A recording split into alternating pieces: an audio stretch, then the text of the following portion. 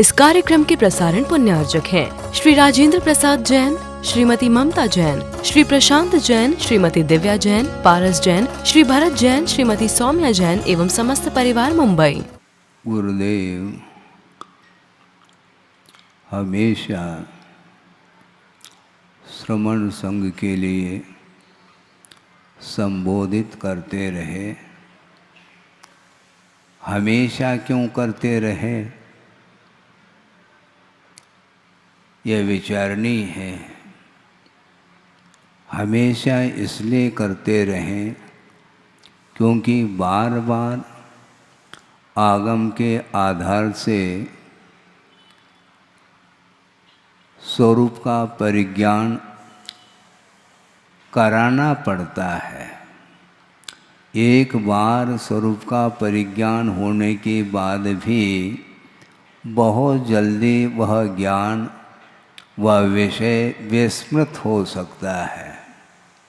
और विस्मृत होने में कारण यही है कि भिन्न भिन्न क्षेत्रादि के निमित्त को लेकर के कर्म अपना प्रभाव डालता रहता है।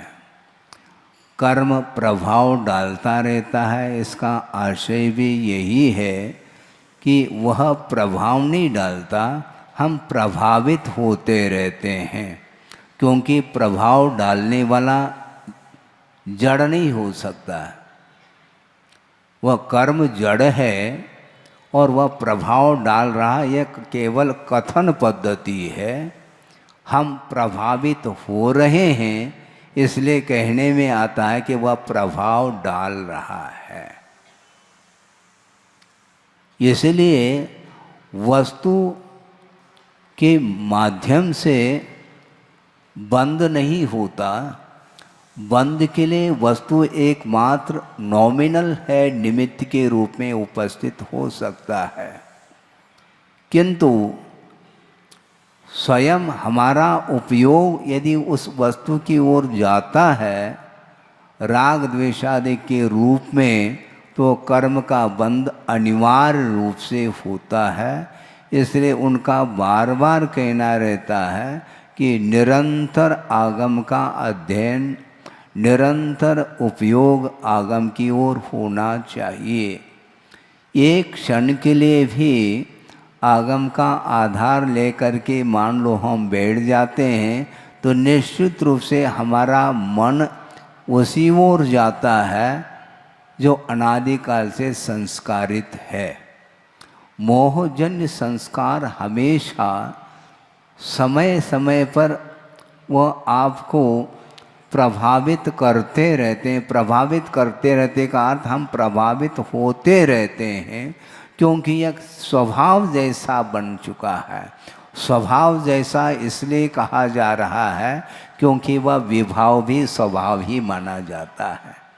एक स्वभाव होता है और एक विभाव स्वभाव भी होता है। इसलिए इस विषय को रख रहा हूँ। जो बाहर के कुछ विद्वान भी आए हैं ऐसा लग रहा है, जिनको आपने अभी अभी निवेदन किया है कि 2 व्यक्ति बाहर से आए हैं, तो हमने सोचा उनको ही निमित्त बना करके विषय रखा जाए तो ज़्यादा उपयुक्त रहेगा। क्योंकि एक विद्वान यदि आगम के अनुरूप इस विषय को ग्रहण कर लेता है तो उनके माध्यम से कईयों के लिए वह विषय प्राप्त हो सकता है। हाँ, क्योंकि एक आपने दीपक जलाया है तो उसी दीपक के माध्यम से कई दीपक जल सकते हैं। इसलिए आज हम उन्हीं को निमित्त बना करके कुछ विषय देना चाहते हैं। क्योंकि गुरुदेव हमेशा श्रमण संघ के लिए संबोधित करते रहें, और हमेशा इसलिए करते रहें कि क्योंकि कितना भी वह प्रौढ़ साधक क्यों न हो, निश्चित रूप से भिन्न भिन्न निमित्तों को लेकर के जो वातावरण निर्मित होता है उससे वह प्रभावित हो सकता है। पॉसिबिलिटी है संभावना है, इसलिए उन वातावरण से वह प्रभावित न हो और हमेशा आगम के आधार से उसका उपयोग जो है अपने आत्मा में लीन होने के लिए तत्पर हो जाए। इस पवित्र उद्देश्य को लेकर के निरंतर वो शिष्यानुग्रह कुशले, शिष्यों के ऊपर अनुग्रह करने में वह कुशल रहे हैं। मैं ये विषय बनाना चाह रहा हूँ और गुरुदेव ने जो विषय रखा है उसी को मैं रिपीट कर रहा हूँ। हाँ, केवल दोहराता रहा हूँ क्योंकि उन्होंने कहा दोहराते रहो। दो राह पर नहीं चलना, दोहराना है मैं। हाँ, राह तो एक ही पकड़ना किंतु दोहराना है। राह अनेक नहीं होते हैं, राह अर्थात पथ होता है, वह पथ अर्थात मार्ग एक ही होता है, वह सन्मार्ग माना जाता है। उस राह को तुम लोगों ने पकड़ा है, अब बार बार आगम को दोहराते रहो तो निश्चित रूप से आप पथ से च्युत नहीं हो पाओगे, क्योंकि पटरी के नीचे वह व्यक्ति आता है जो दोहराता नहीं है। अनुप्रेक्षा, अनुप्रेक्षा के माध्यम से ही संवर भी होता है और निर्जरा भी होती रहती है। आप क्या चाहते हैं? संवर चाहते हैं कि निर्जरा? संवर चाहते हैं क्या आश्रव? आश्रव नहीं चाहते ना, तो संवर चाहते हैं।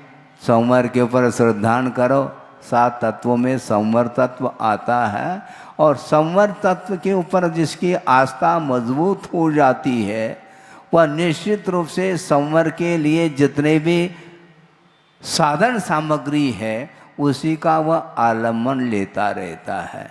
इसलिए अनुप्रेक्षा का आलम्बन निरंतर लेना चाहिए। और एक बहुत अच्छा उन्होंने प्रसंग दिया था, उसको मैं आपके सामने रख रहा हूँ। एक श्रमण है जिसने अध्यात्म पद का आलम्बन लिया है और उसके आलम्बन से वह ध्यान अथवा सामायिक कर रहा है। बहुत विशुद्धि बढ़ चुकी है, विशुद्धि की चरम सीमा कह दें तो कोई अन्योक्ति नहीं, किंतु अगले दिन उसी अध्यात्म पद का आलम्बन लेकर के वह ध्यान अथवा सामायिक कर रहा है, विशुद्धि बढ़ नहीं पा रही है।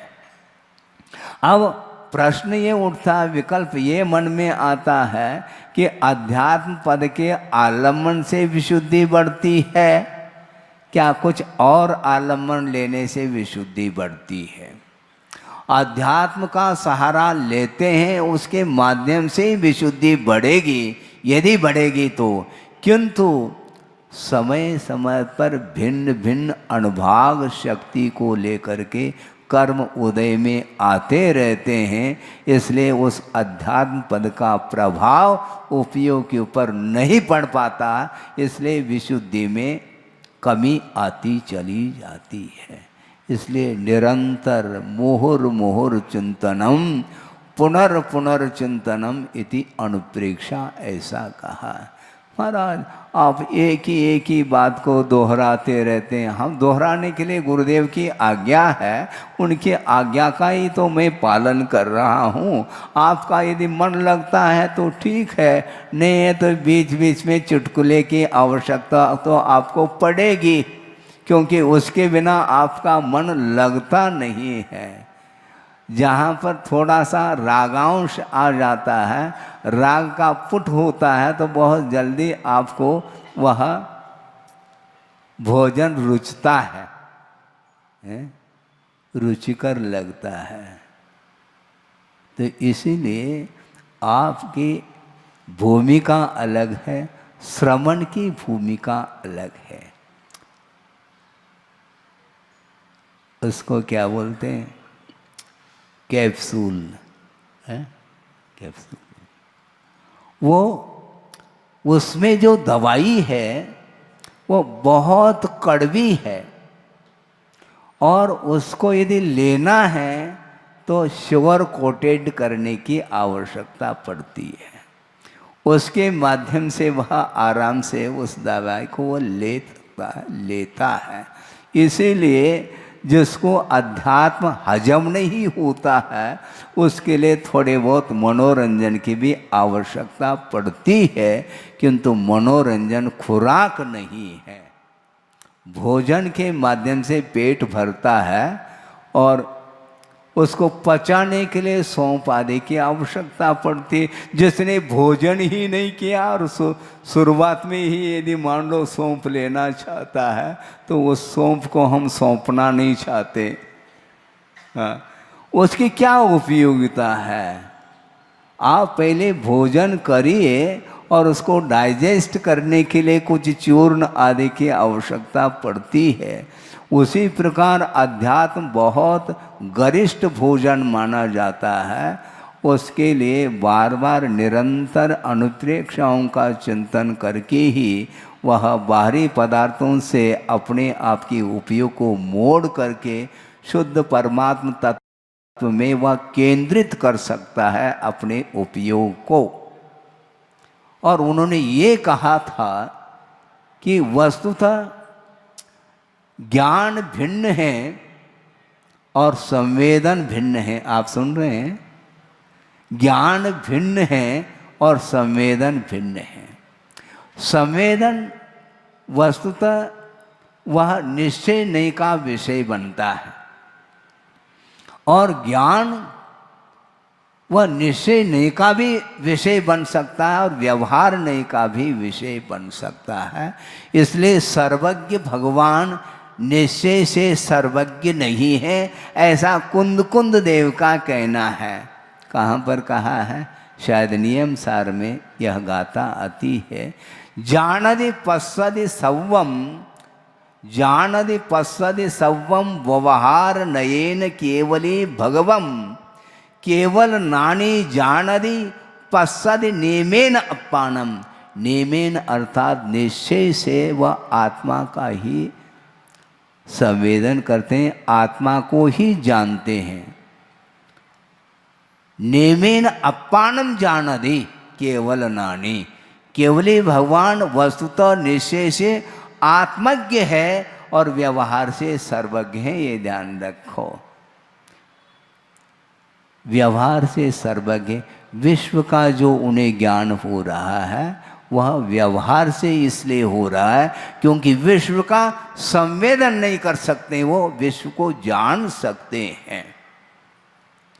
यदि विश्व का भी संवेदन होने लग जाए तो सबसे ज्यादा दुखी वो होंगे, क्योंकि नारकी दृश्य भी देखने में आ रहा है और अपने स्वयं की जो अतीत के अनंत पर्याय हैं, जो नरक गति में भी व्यतीत किया है समय को और स्वर्गादिक में भी पहुंच करके उसका भी आनंद लिया है, वह सारा सारा यदि वर्तमान में संवेदन का विषय बनने लग जाए तो सबसे ज़्यादा गाफिल वो होंगे, सबसे ज़्यादा दुख का उन्हें अनुभव करना पड़ेगा। किंतु ऐसा होता नहीं, इसलिए ज्ञान बंद के लिए कारण नहीं किंतु अध्यवसान बंद के लिए कारण, अर्थात रागादिक जो परिणाम है वे ही बंद के लिए कारण हैं, वस्तुतः वस्तु बंद के लिए कारण नहीं। राग भाव यदि नहीं है तो कोई भी वस्तु हो, यत् किंचित अपि चिंतयेत किंतु वीत रागो भवेत योगी, ऐसा कहा। शर्त है तुम किसी भी पदार्थ को ध्यान का विषय बना लो, कोई कंडीशन नहीं, किंतु शर्त यह है कि वीतरागी होना चाहिए। जो वीतराग भाव के साथ पदार्थ को जानता है तो वह साधक कभी भी उस पदार्थ से प्रभावित नहीं हो सकता, कितनी भी अच्छी चीज हो, क्योंकि उनके दृष्टि में वह अच्छी है ही नहीं, न बुरी है। तो क्या है? वह ज्ञेय है, तो ज्ञेय को क्यों ग्रहण करना चाहेगा? बार बार आग्रह कर सकते हैं दाता, महाराज थोड़ा सा ले लो। अरे पूरा दे दो ना, हम देने के लिए लाए महाराज, लाए तो हैं, किंतु यहाँ से परमिशन नहीं। महाराज हमारी भावना है, सबकी भावना है, लेकिन मेरी भावना तो होनी चाहिए ना। मेरी भावना नहीं है तो फिर क्या होगा, फिर 1200 भावनाएं आ जाएंगी। तेरी भावना तो है लेकिन मेरी भावना नहीं है, तो अब क्या होगा। देखने के लिए वह वस्तु मनोज्ञ है, किंतु मोही के लिए वह मनोज्ञ है, योगी के लिए वह मनोज्ञ नहीं हो सकता। और जब देते समय जब दाता को भी उसके प्रति मोह नहीं है तभी तो दे रहा है, तो योगी के पास मोह कैसा आ सकता है। दाता दान देता है, उस समय वह सामग्री, जो भोजन सामग्री उसके हाथ में ही है, रसगुल्ला है, लेकिन लेने का भाव नहीं है, देने का भाव है, तब वह पुण्य का संचय करता है। तो दाता को, तो पात्र को तो और सोचना पड़ेगा, नहीं तो पात्र जो है ना नीचे आ सकता है। नीचे पात्र रखा है ना, है, तो उसी प्रकार पात्र भी नीचे आ सकता है। इसलिए बहुत होशियारी के साथ अपने को चर्या करनी पड़ती है, करना चाहिए। कोई भी पदार्थ हो, पदार्थ की ओर जब दृष्टि जाती है तो मनोज्ञा मनोज्ञेन्द्रिय विषय राग द्वेष वर्जनानि पंच, ऐसा कहा है। इसलिए ले तप बढ़ावन हेतु नहीं तन पोषते तज रसन को। कुछ तो लेते महाराज, वो लेने योग्य जितना है उतना ही लेते हैं, जो नहीं लेने योग्य है उसको नहीं लिया जा सकता। बल्कि मन से भी लेने का भाव नहीं करना चाहिए, साधक तब बनता है। थोड़ा तो महाराज हमारी बात को भी तो थोड़ी बहुत स्वीकार किया करो। आपकी बात को हम स्वीकार कर रहे हैं ना, बिल्कुल बिल्कुल कर रहे हैं। आप कुछ नहीं ले रहे हैं महाराज, कुछ नहीं ले रहे हैं तो फिर कुल्ला करने की आवश्यकता क्या है। बैठने के बाद कुल्ला करने की कोई आवश्यकता है नहीं, क्योंकि हमने कुछ लिया ही नहीं है। इसी को बोलते हैं भावुकता में बहुत कुछ बोला जाता है, यह सिद्धांत नहीं माना जाता। इसी को बोलते हैं सिद्धांत और भावना, इन दोनों में अंतर है। आप सब कुछ देना चाहते हैं किंतु पात्र सब कुछ लेना नहीं चाहेंगे, क्योंकि वह तप करना चाहते हैं। संयम के अनुपालन के लिए और रत्नत्र के अनुपालन के लिए जो योग्य वस्तु है उसी को ग्रहण किया जाता है।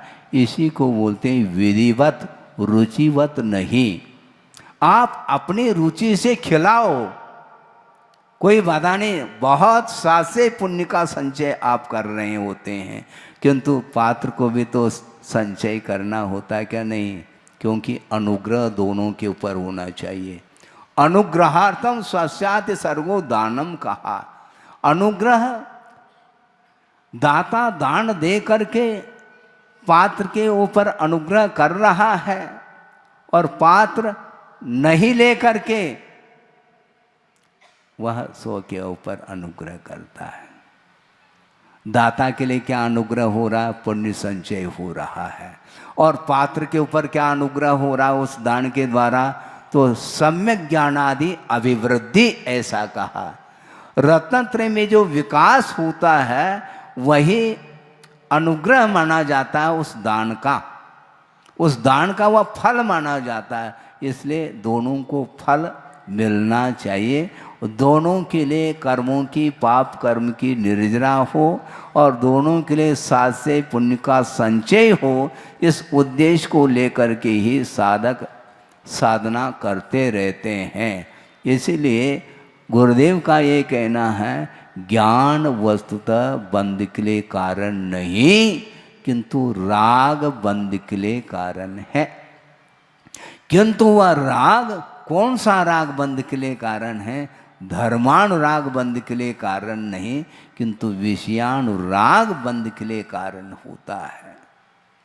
राग यदि नहीं है तो वह पदार्थ कितना भी कैसा भी हो उससे वह प्रभावित नहीं हो सकता।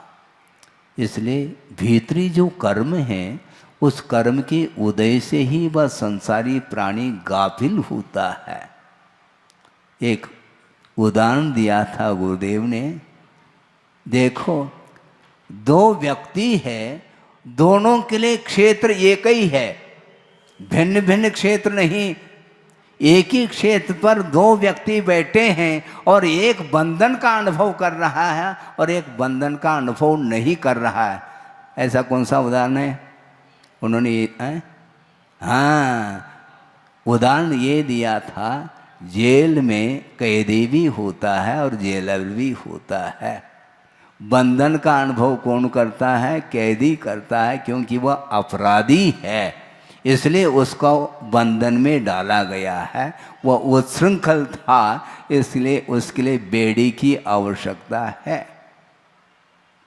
किंतु उसी स्थान पर वह जेलर बैठा है किंतु वह बंधन का अनुभव नहीं करता। दूसरा उदाहरण क्या है? दे दें? दूसरा उदाहरण दे रहा हूं। नरक गति नाम कर्म का जिसको उदय चल रहा है, ऐसा जो नारकी जीव है वहाँ पर 7 पृथ्वियों में वह अनंत दुख का अनुभव कर रहा है, किंतु असुर कुमार वहीं पर पहुँचा है, उसको रत्ती भर भी उस क्षेत्र जन्य दुख का अनुभव इसलिए नहीं होता क्योंकि अंतरंग जो कर्म का उदय उसके पास नहीं है। इसलिए एकांत से जो ये निमित्त हैं ये बंध के लिए दुख के लिए कारण नहीं, किंतु भीतर जो कर्म का उदय है उसको नष्ट करने का पुरुषार्थ करना है। हमें पदार्थ को हटाना नहीं। सभा सामने बैठी है और ये राग के लिए कारण हो सकता है, हो सकता है, फिर हटा दिया जाए सभा को। हटाने का तरीका है बहुत बढ़िया है, आंख मीच लो तो सभा गायब। आंख यदि मीच ले, कोई लाकावण में कोई है ही नहीं। इसको बोलते हैं कि डाइवर्शन, उपयोग को परिवर्तित करना। यहाँ तक कहा आचार्यों ने, जो प्रौढ़ साधक होता है वह किसी भी पदार्थ का अवलोकन कर ले फिर भी वह बंध से मुक्त रहता है। इसी को बोलते हैं साधना, इसी को बोलते हैं वीतराग था।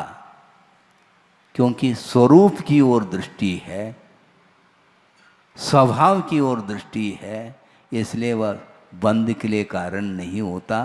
किंतु जो पर्याय हैं, वैभाविक पर्याय हैं, उसकी ओर यदि दृष्टि जाती है और राग के साथ यदि दृष्टि जाती है तो वही पदार्थ उसके लिए बंध के लिए कारण शुद्ध होता है।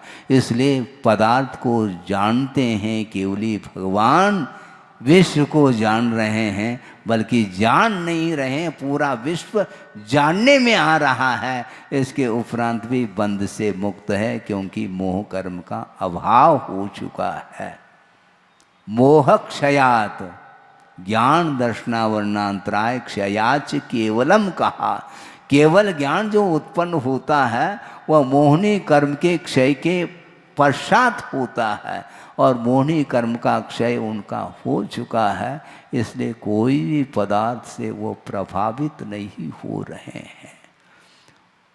इसी लोक में शुद्ध परमेष्टि विराजमान हैं और अपन भी इसी लोक में हैं और हम प्रभावित हो रहे हैं और वो प्रभावित नहीं हो रहे। ज्ञान का विषय बन रहा है किंतु संवेदन स्व का हो रहा है।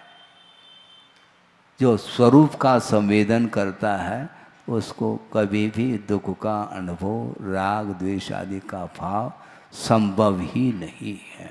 इसलिए राग और द्वेष से ऊपर उठने के लिए श्रवण को चाहिए। व्यर्थ समय यदि खो रहा है निश्चित रूप से वह श्रवण अपने पद से च्युत हो सकता है।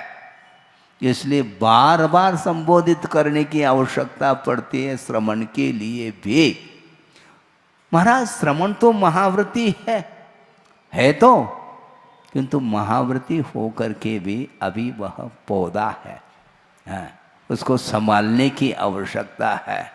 जब तक आत्मानुशासन नहीं होगा तब तक शासन करने की आवश्यकता पड़ती है। आचार्य के लिए शिष्य को संभालना पड़ता है, अपने आप संभल नहीं पाता, क्योंकि जब तक प्रौढ़ता नहीं तब तक उसको सहारा देने की आवश्यकता पड़ती है। आलंबन, सहारा, आधार देने की आवश्यकता पड़ती है। गोद का लड़का है, वह गोद का सहारा चाहता है और उसी में पलेगा वो, जब तक वह शिशु है, हाँ, जब तक वह लड़का है। महाराज आपके सामने हम सब लड़के हैं, हाँ? नहीं, ये गलत है, ये व्यवहार ठीक नहीं। यदि इस प्रकार कहोगे तो 90 साल का कोई व्यक्ति है तो उसका 70 साल का लड़का है, 20 साल का अंतर लेकर के चल रहे हैं हम। तो ऐसी स्थिति में पिता कौन और पुत्र कौन पहचानना मुश्किल हो गया।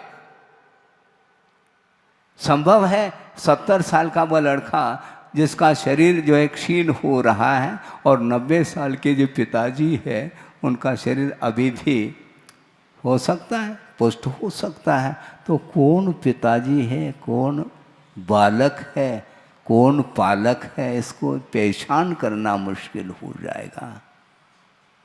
क्या करोगे? इसलिए बालक नहीं आप, क्योंकि जो तर्क करता है वह बालक नहीं हो सकता है। ध्यान रखो, लिख के रखो आप। महाराज हम तो बालक हैं आपके सामने, इसका अर्थ हमारे सामने बालक है, दूसरे के सामने पालक है आप।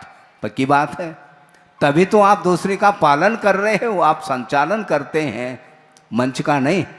मंच का तो आप कर ही रहे हैं, किंतु संतान का, परिवार का भी संचालन आपके हाथ में है, किसी दूसरे के हैंडओवर नहीं है। वो परिवार आप नियंता है, तो इसका अर्थ आपके पास वह कला, वह क्षमता आई है, दायित्व जो है आपके अंदर आया है, तभी आप पालन कर रहे हैं।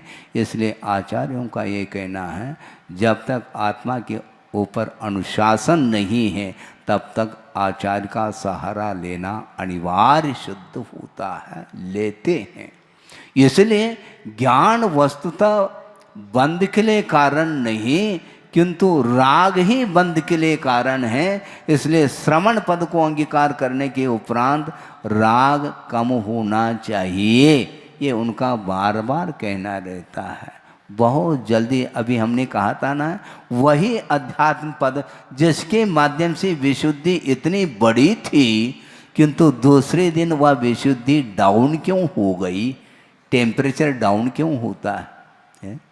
कभी बढ़ता है, अप डाउन क्यों होता है? क्योंकि भीतरी जो कर्म हैं भिन्न भिन्न अनुभव को लेकर के उदय में आते हैं, भिन्न भिन्न निमित्तों को लेकर के, उस समय वह अध्यात्म पद भी उसके लिए प्रभावकारी सिद्ध नहीं होता। इसलिए द्रव्य क्षेत्रादि को हमेशा सावधानी के साथ रहो, ऐसे स्थान को चुनो, ऐसे क्षेत्र को चुनो जहाँ पर संयम का अनुपालन अच्छे तरीके से हो सके। इसलिए गुरुदेव ने लगभग 51 चातुर्मास कहाँ पर हुए? बुंदेलखंड में हुए।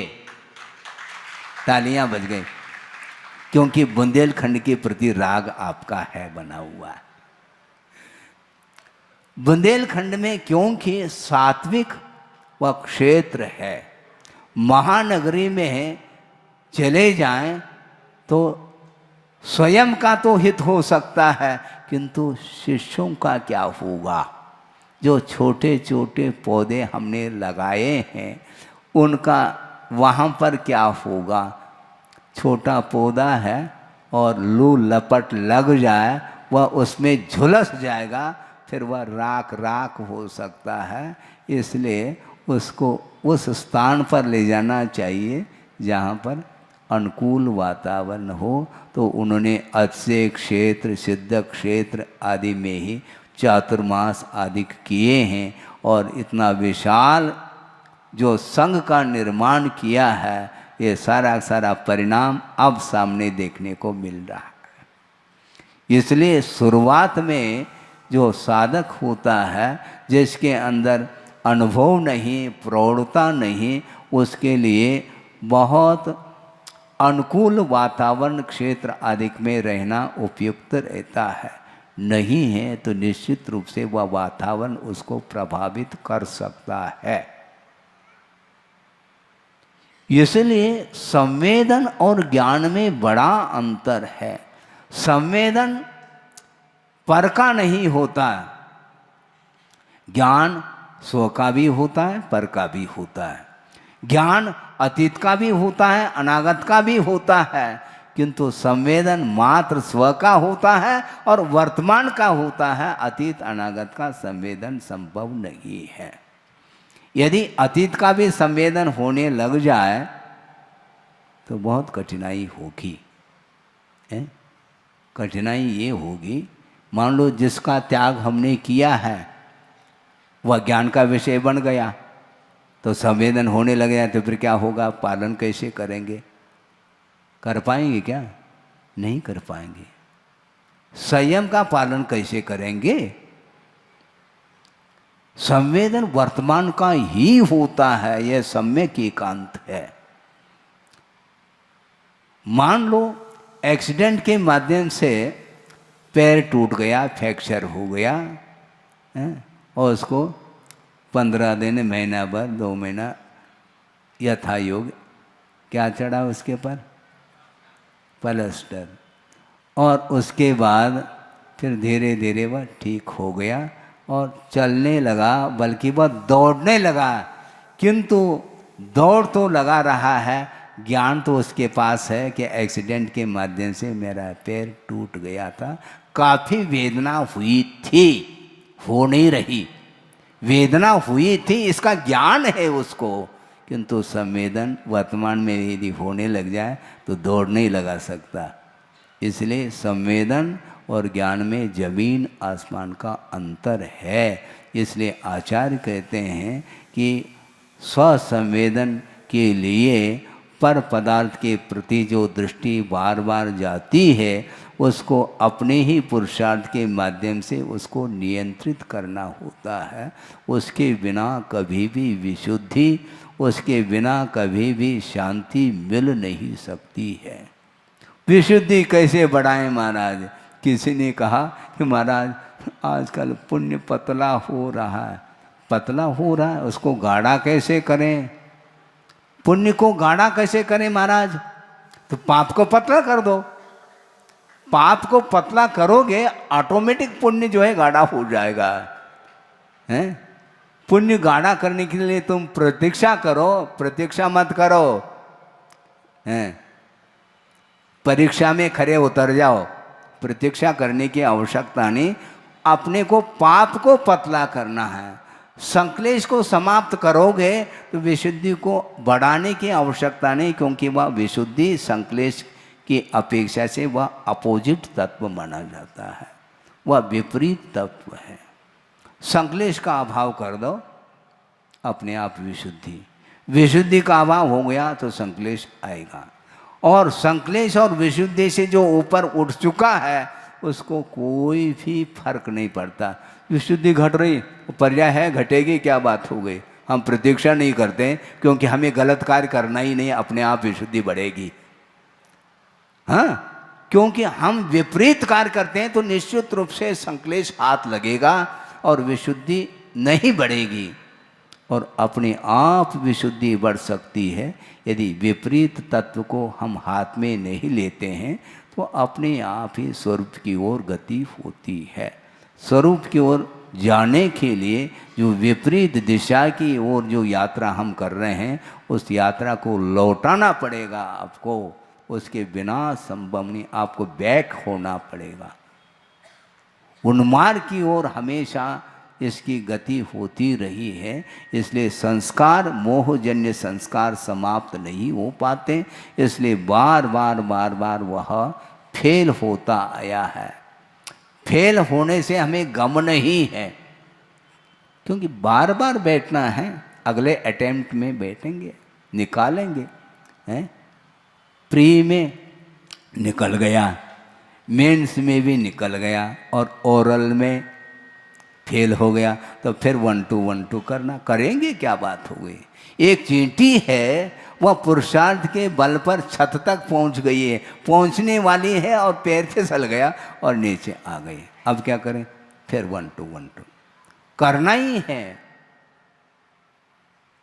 क्योंकि वर्तमान में जो भी आपने पुरुषार्थ के माध्यम से ज्ञान को हासिल किया है, और अवसान होने के उपरांत अगली जो पर्याय मिलेगी, उसमें पुनः नर्सरी, LKG, UKG, करना ही पड़ेगा। क्योंकि उस ज्ञान के ऊपर जब आवरण आता है, तो उस आवरण को हटाना ही पड़ेगा आपको। कौन हटाएगा, आपको हटाना है, हम हटा करके नहीं देंगे। हैं, आप लिख करके देते हैं क्या पेपर को, बताओ। हैं? टीचर जो है साल भर वह मेहनत करता है और पढ़ाता है अच्छे ढंग से, एक बार नहीं, 2 बार नहीं, बार बार उसको पढ़ाता है, किंतु पेपर के समय पर नहीं, वह टीचर दूसरी जगह पहुंचाया जाता है, तई कहीं मोह जागृत न हो। हाँ, होता है, ये अपनत्व आ जाता है, और यहीं पर अपनत्व होने के कारण ही राग आ जाता है, फिर पक्षपात प्रारंभ होता है। बहुत अच्छा प्रसंग आपके सामने रख रहा हूँ। एक प्रसंग गुरुदेव ने दिया था कि पंगत बैठी है भोजन के लिए, और सबके पास थाली है, परोसते चले जा रहे हैं, और एक महिला परोस रही है। क्या परोस रही है, घी, अठप्रहरी सुगंधित घी परोस रही है, और वो पंक्तिबद्ध वह परोसती चली जा रही है चम्मच से। इस कार्यक्रम के प्रसारण पुण्यार्चक थे श्री राजेंद्र प्रसाद जैन, श्रीमती ममता जैन, श्री प्रशांत जैन, श्रीमती दिव्या जैन, पारस जैन, श्री भरत जैन, श्रीमती सौम्या जैन एवं समस्त परिवार, मुंबई।